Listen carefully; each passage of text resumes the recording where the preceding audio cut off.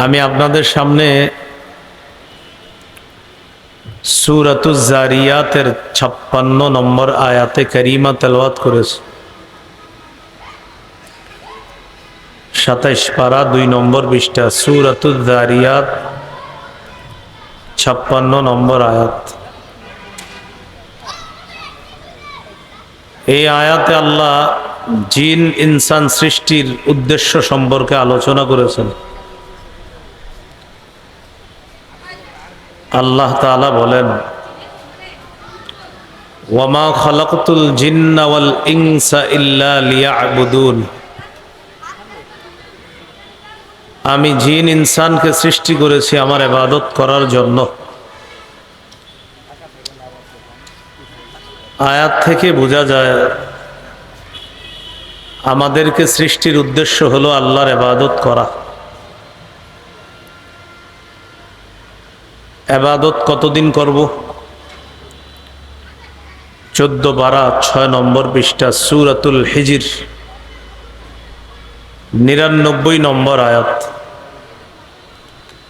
এই আয়াতে আল্লাহ ইবাদতের সময়সীমা উল্লেখ করেছেন। ওয়া'বুদ রাব্বাকা হাত্তা ইয়াতিয়াকাল ইয়াকিন। মৃত্যু আসা পর্যন্ত তুমি তোমার রবের ইবাদত করো। দুটি গুরুত্বপূর্ণ কথা আমরা শিখে ফেললাম। নিজেই নিজেকে যদি প্রশ্ন করি আমাকে কেন আল্লাহ বানাইলেন, উত্তর হলো ইবাদত করার জন্য, দাসত্ব করার জন্য, আল্লাহর গোলামি করার জন্য। দ্বিতীয় প্রশ্ন, কতদিন ইবাদত করব? উত্তর হলো মৃত্যু পর্যন্ত ইবাদত করা। তৃতীয় আরেকটি বিষয় সামনে এসে যায়, সেটা হলো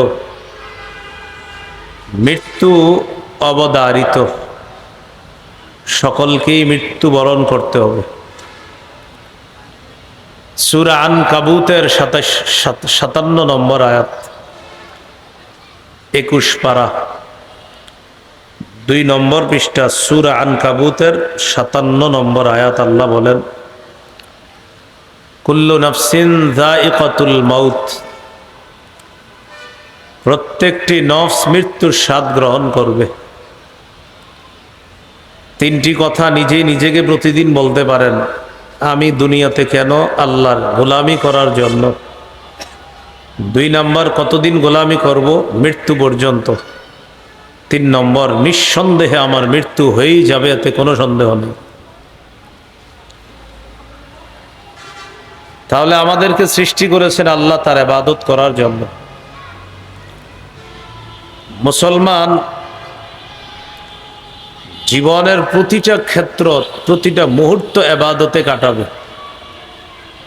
এটা হলো মুসলমানের জিন্দেগি, 24 ঘন্টা বন্দেগি। মুসলমানের জিন্দেগি 24 ঘন্টাই বন্দেগি। মুসলমানের কোনো মুহূর্ত ইবাদত মুক্ত থাকতে পারে না। এটা কেমনে সম্ভব? আমরা তো ঘুমাই, আমরা তো খাই।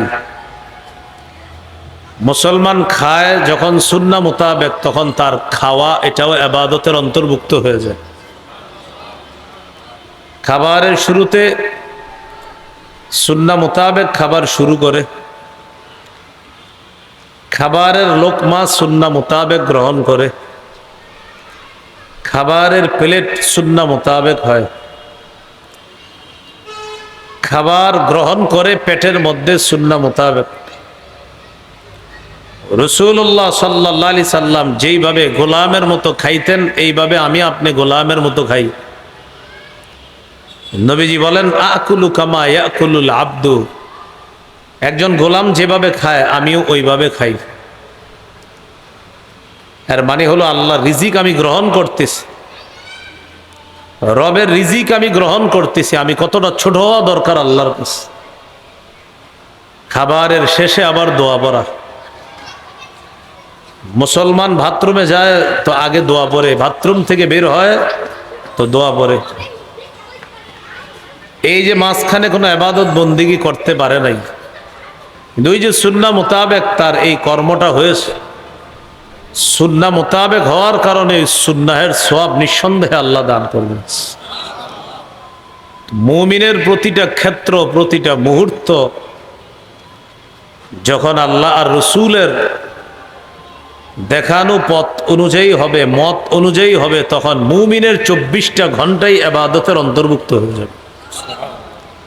তাহলে মুসলিমের জিন্দেগি, মুমিনের জিন্দেগি 24 ঘন্টা বন্দেগি।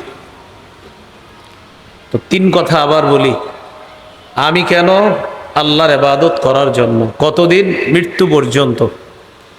3 নম্বর, মৃত্যু হয়েই যাবে, এ কথা চূড়ান্ত সত্য কথা। এ হলো আজকের আলোচনার ভূমিকা, আজকের মূল আলোচনা।